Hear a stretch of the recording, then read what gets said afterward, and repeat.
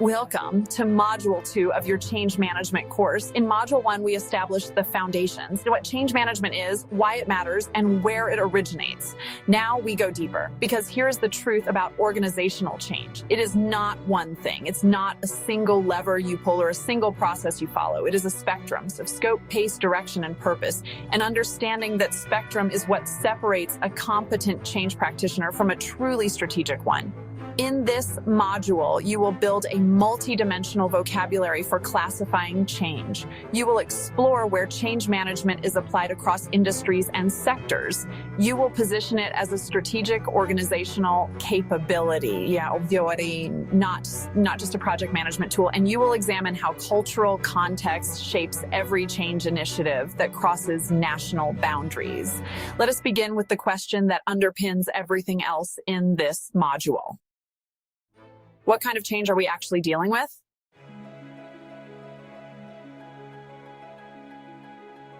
Dimension 1, scope. The first dimension along which we classify change is scope. Incremental change involves small, continuous adjustments within existing structures. The organization keeps its fundamental logic intact and simply refines what it already does. Now think of a bank that continuously upgrades its mobile app, step by step, version by version. Radical change, by contrast, fundamentally alters the organization's core processes, culture, or strategy. It breaks with existing paradigms entirely. The organization does not improve what it was. It becomes something different.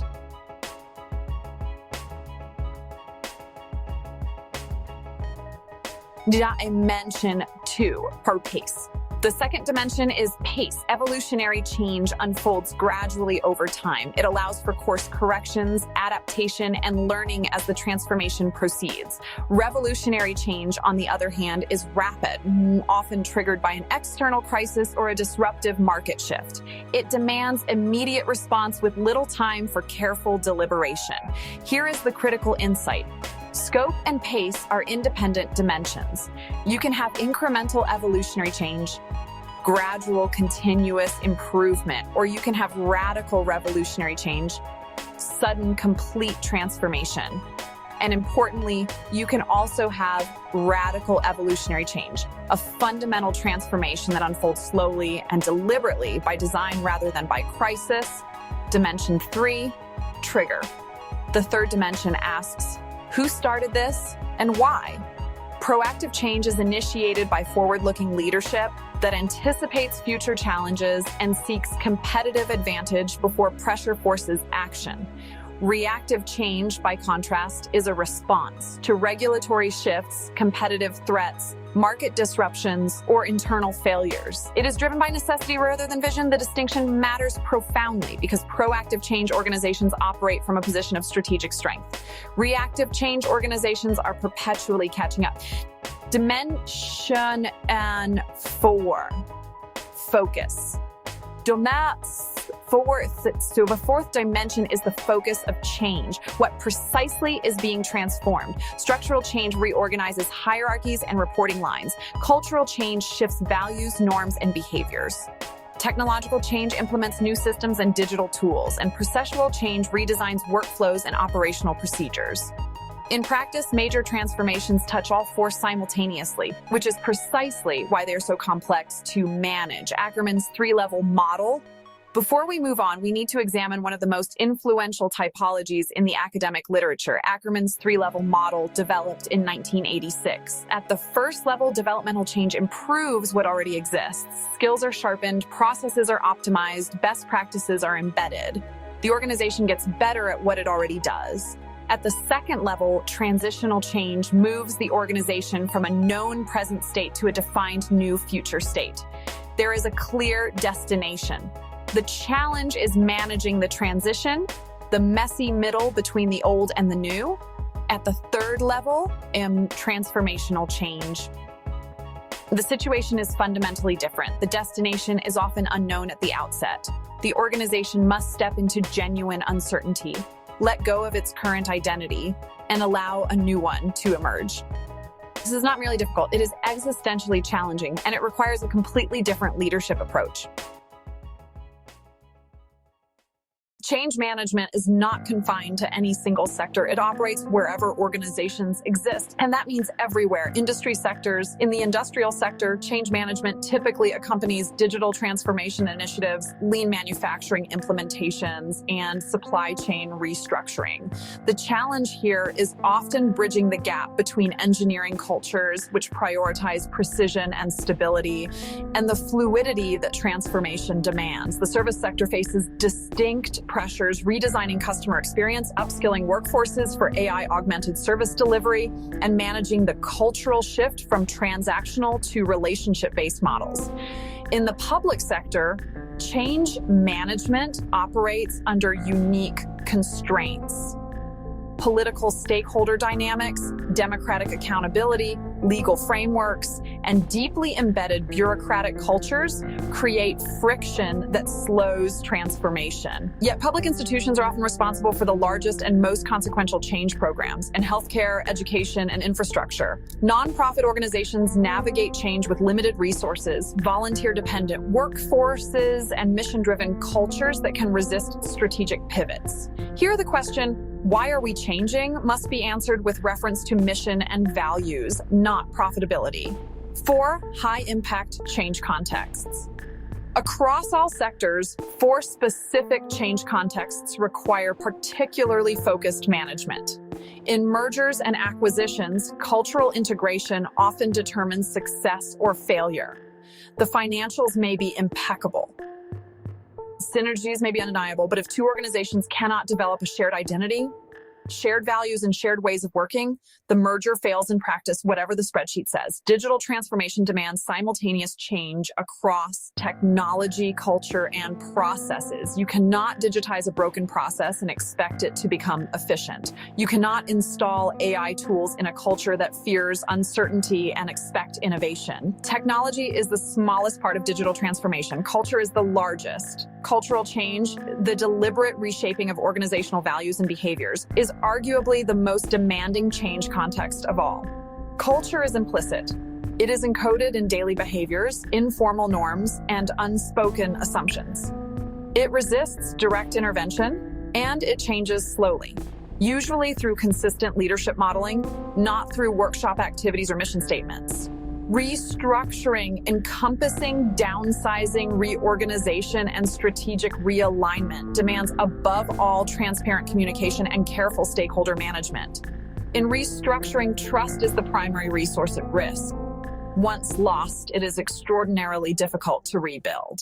We arrive now at a conceptual shift that is central to this module. Perhaps the most important idea you will take away. For decades, organizations treated change management as something they did occasionally, a temporary project to be managed, completed, and then put away. The metaphor was a river crossing. You move from one bank to the other, and then you are done. That model is no longer adequate. In a VUCA world, volatile, uncertain, complex, and ambiguous, organizations do not cross rivers and arrive at stable far shores. They live in rivers. Change is the permanent condition, not the exceptional event. Dynamic Capabilities, Teese, 2007. David Teese's theory of dynamic capabilities, published in 2007, provides the theoretical foundation for this shift. Teese argues that sustainable competitive advantages arise not from static resources, buildings, patents, brands, but from an organization's ability to continuously sense changes in the environment, seize emerging opportunities, and reconfigure its asset base accordingly. Change management, viewed through this lens, is not a response to disruption. It is a core organizational competency, one that must be developed, invested in, and institutionalized.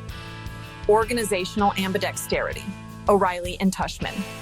Closely linked to dynamic capabilities is the concept of organizational ambidexterity, developed by O'Reilly and Tushman. Ambidextrous organizations can do 2 things simultaneously: exploit their current strengths, optimizing existing products, processes, and business models, while exploring new opportunities through innovation and experimentation. This is extraordinarily difficult. Exploitation demands efficiency, reliability, and predictability.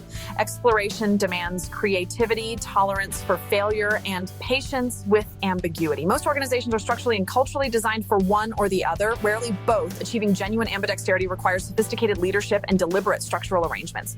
Organizational agility and strategic strategic fitness. The concept of organizational agility captures how ambidextrous organizations behave in practice.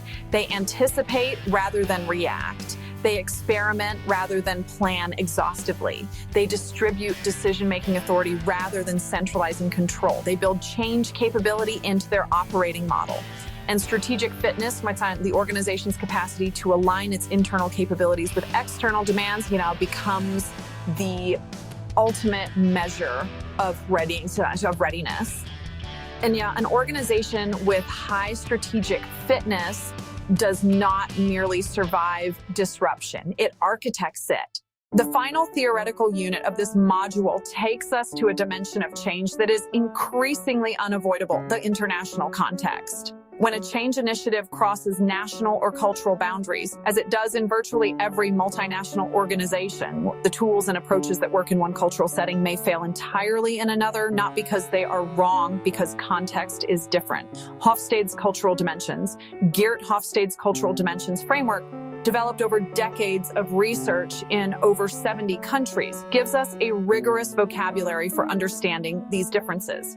Power distance describes the degree to which less powerful members of an organization accept unequal power distribution.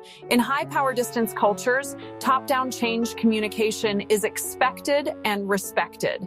In low power distance cultures, the same approach is perceived as authoritarian and breeds resistance. Uncertainty. Avoidance measures how threatened people feel by uncertainty and ambiguity. High uncertainty avoidance cultures need detailed plans, clear timelines, and extensive rationale before they will engage with change. Low uncertainty avoidance cultures may actually find such detail stifling. The individualism versus collectivism dimension tells us whether people primarily identify with themselves as individuals or as members of groups. In highly individualistic cultures, change communication should appeal to personal growth and individual benefit. In collectivist cultures, the same message must emphasize team identity, group cohesion, and shared purpose. The Globe study, House et al. 2004, provides even more granular insight. Covering 62 societies, it maps cultural clusters and distinguishes between the values that people in a culture actually enact in their behavior, and the values they aspire to. That gap between as is and should be, is often exactly where change management finds its leverage. The practical implication is this: there is no single universal change playbook. A culturally adaptive approach to one that adjusts its communication style, its leadership model, and its implementation rhythm to the cultural context is not a luxury. It is a prerequisite for success in international change programs. Brosfade to case study visual package, Microsoft logo, Satya Nadella photo, Azure cloud graphic. Let us now anchor everything we have covered in a single real-world case that illustrates all four dimensions of this module simultaneously. The starting point, a company in crisis. In February 2014, Satya Nadella became CEO of Microsoft. The company he inherited was, by most external measures, a technology giant. But internally, it was struggling. Its market capitalization had stagnated at around $300 billion for nearly a decade. The mobile revolution had passed it by. Google dominated search and Android. Apple owned the premium consumer market. Amazon Web Services was rapidly becoming the infrastructure of the internet. And Microsoft had no credible answer. But the crisis was not only strategic, it was cultural. Microsoft's internal culture had hardened into something toxic, a stack ranking system that pitted employees against each other in a zero-sum competition for performance ratings. The result was knowledge hoarding, internal politics, and a deep aversion to risk-taking. The very behaviors that had built Microsoft's dominance in the PC era were now preventing it from adapting. The change, transformational, proactive in design, reactive in trigger. What Nadella initiated was not incremental improvement. It was not transitional change with a defined end state. It was transformational change, radical in scope, fundamental in cultural ambition, and uncertain in its ultimate destination. Using the typology from section 2.1, the trigger was reactive, the market pressure in a strategic crisis. But the execution was proactively designed. Nadella did not simply respond to the crisis. He used it as a lever, what Kurt Lewin would call the unfreezing moment, to legitimize changes that would have been impossible to push through in calmer times. His strategic instrument was deceptively simple, a concept from developmental psychology called the growth mindset, developed by Stanford professor Carol Dweck. Nadella reframed Microsoft's entire cultural aspiration around one idea: stop being a company of people who already know everything and become a company of people who are relentlessly learning. Application areas, all four, simultaneously. Applying the framework from Section 2.2, Microsoft's transformation engaged all four application areas at once. The cultural change was the abolition of stack ranking, a structural incentive that had baked competition into the organizational DNA, placed with collaborative OKRs and a psychological safety culture. The structural change was the dismantling of product silos, replaced by a platform-oriented organization. The strategic change was the complete repositioning of the business model from perpetual software licensing to subscription-based cloud services. And the technological change was Azure, GitHub, and ultimately the OpenAI partnership. External competencies integrated into the core. Strategic fitness and dynamic capabilities. From the perspective of Section 2.3, strategic classification, what Nadella built was not merely a successful transformation, he institutionalized change capability itself.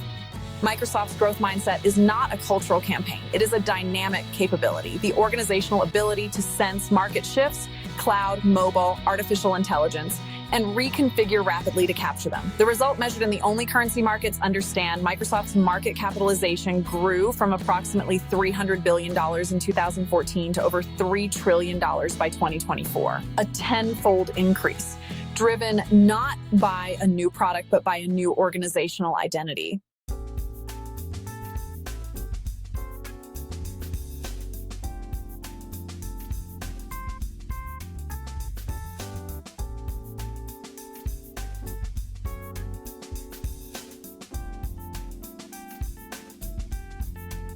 Let's bring this together. In Section 2.1, you learned that change is a multidimensional phenomenon classified by scope, pace, trigger, and focus, and that Ackerman's 3 levels give us a powerful vocabulary for its depth. In Section 2.2, you explored the breadth of application areas, industry and services to the public sector, and the 4 highest stakes change contexts: M&A, digital transformation, cultural change, and restructuring. In Section 2.3, you made the critical conceptual shift from change as event to change as capability, grounded in Thies's dynamic capabilities theory and O'Reilly and Tushman's ambidexterity framework. And in Section 2.4, you examined how cultural dimensions, the globe study, shape the design and execution of change across national boundaries. The Microsoft case illustrated all of this in action: a transformational, multi-dimensional change, strategically classified, culturally grounded, and institutionalized as a lasting competitive capability. In Module 3, we will move from understanding change to leading it, examining the models, frameworks, and human dynamics of change leadership. Come prepared to challenge your assumptions. Thank you, and keep learning.